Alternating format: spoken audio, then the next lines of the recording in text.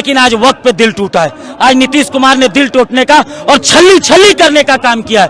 जो भीड़ है, कल मेरी मंदिर, मेरे मठ, मेरे गुरुद्वारे, मेरे गिरजाघर पर आंच ना आए, उसके लिए ये लड़ाई आज लड़ रहे हैं। मेरा मधेपुरा, मेरा सुपौल, मेरा सहरसा, मेरा अररिया, मेरा कटिहार, लुंगी में घूमते हुए मधेपुरा बाजार में, सहरसा बाजार में, नरपतगंज के नरहुआ बस्ती में आप पहचान ही नहीं पाइएगा कि हिंदू है कि मुसलमान। हम इस तरह रहते हैं। दादाओं छरदादाओं ने जब दिया अपने आने वाली नस्ल को, तो तीसरा लेने वाला होता कौन है?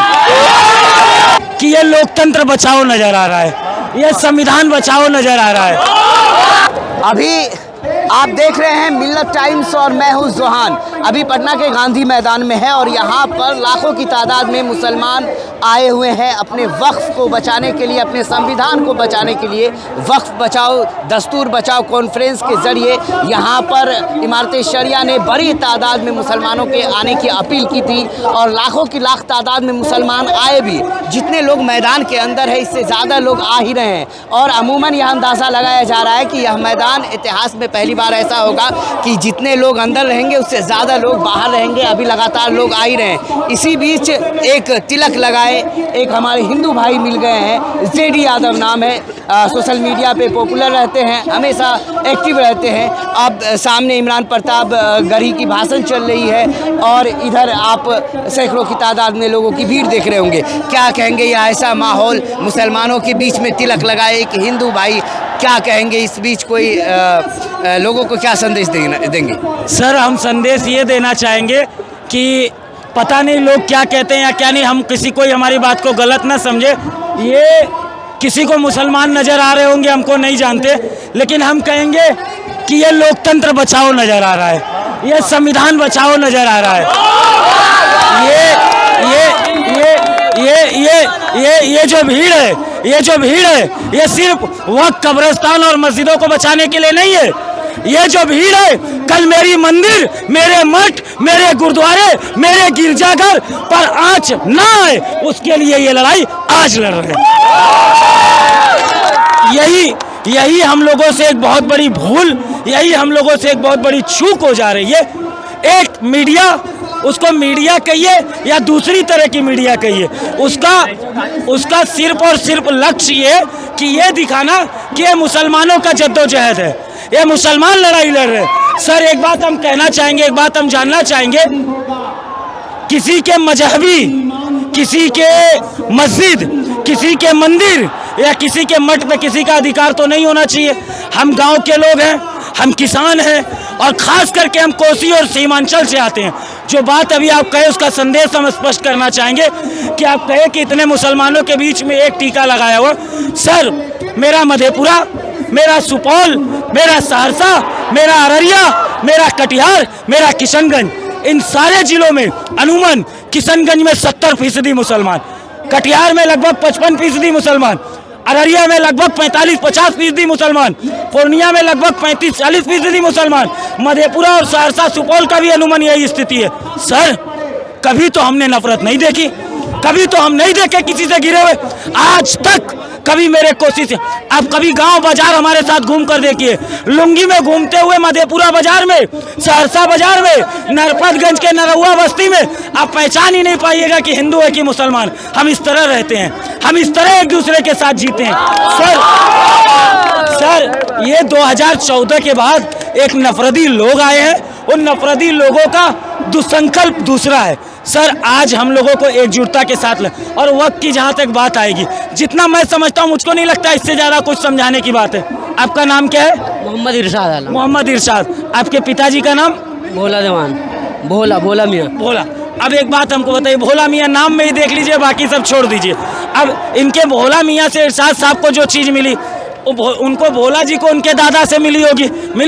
मेरे दादाजी का नाम है स्वर्गीय रामराज यादव, मेरे पिताजी का नाम है चंद्रदेव यादव और मेरा नाम है जितेंद्र यादव। दादा से पिता को मिला, पिता से बेटे को मिला। अरे यही तो वक्त है। बाप दादाओं छरदादाओं ने जब दिया अपने आने वाली नस्ल को, तो तीसरा लेने वाला होता कौन है? कौन होता है?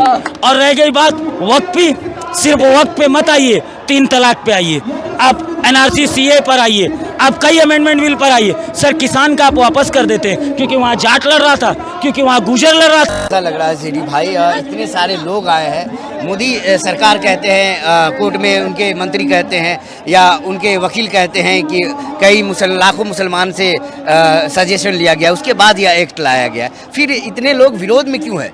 सर ये किसी से सलाह नहीं लिए सर, ये किसान की बिल पास करते हैं तो किसानों से नहीं पूछते हैं सर। किसानों की बिल काट किए सर, राकेश टिकैत किसान नेता है, पंजाब के 70 संगठन है जो किसान नेता है, मेरे बिहार में किसान नेता नहीं है। एपीएमसी मंडी खत्म कर दी गई है, हमारे यहाँ पैक्स सारी चीजें कर दी गई, हमारे यहाँ किसी को किसी चीजों से लेना देना नहीं है।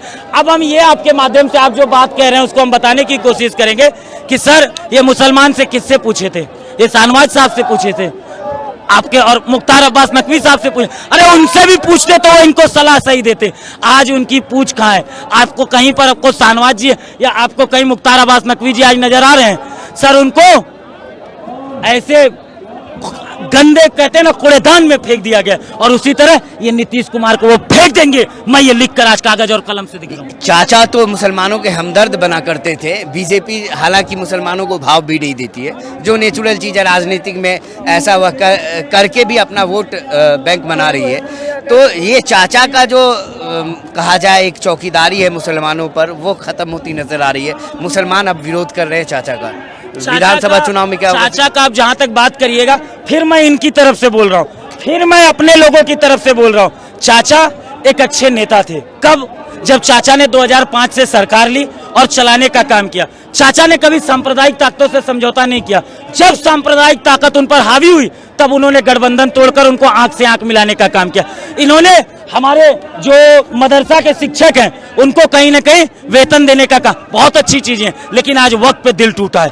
आज नीतीश कुमार ने दिल टूटने का और छली करने का काम किया है, जो उनको अब तक बहुत सारी कोचाधामन की सीट आप किशनगंज में देख लीजिए, लेसी सिंह जी की धमदाह में देख लीजिए। सर ऐसी जदयू की सीट है जहां पर मुसलमानों के वोट के बिना ये नहीं जीत पाते। ये उन्हीं की ताकत पर ऐसे दर्जनों विधायक है जो जीतते हैं। सर इस बार नीतीश कुमार जी आपसे माफी मांगेंगे। इस बार नीतीश कुमार जी आप जिस तरह से एक समाज को चिन्हित कर और उस बोर्ड के वक्फ बोर्ड के साथ जाने का काम किए, आपको इसका जवाब आने वाले समय में परिवर्तन से मिलेगा। और 400 पार के पर काटने के बाद अब एक पर बिहार में भी काटने के लिए हम सब तैयार हैं।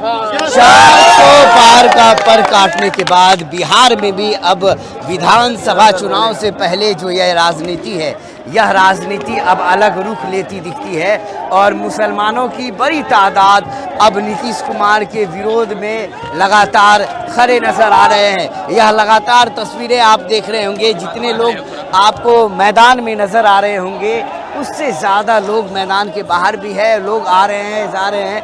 पूरा मैदान कहा जाए तो पूरा मैदान बिल्कुल भरा नजर आएगा और हज़ारों लाखों की तादाद में लोग अब भी आ ही रहे हैं। यहाँ देखिए, यहाँ पे काउंटर लगा हुआ है, यहाँ पे लोगों को पानी पिलाया जा रहा है और गर्मी भी बढ़ती है, फिर हवा चलता है, फिर थोड़ा सा बादल छा जाता है। देखिए यहाँ पे पानी किस तरह लोगों को दिया जा रहा है और यहाँ पे मुकम्मल इंतज़ाम है, लेकिन भीड़ इतनी बढ़ चुकी है कि हम आपको स्टेज के आसपास का नज़ारा नहीं दिखा सकते क्योंकि जाने तक की वहाँ पर जगह नहीं है। लोग वहाँ स्टेज के नज़दीक तक पहुँच गए हैं।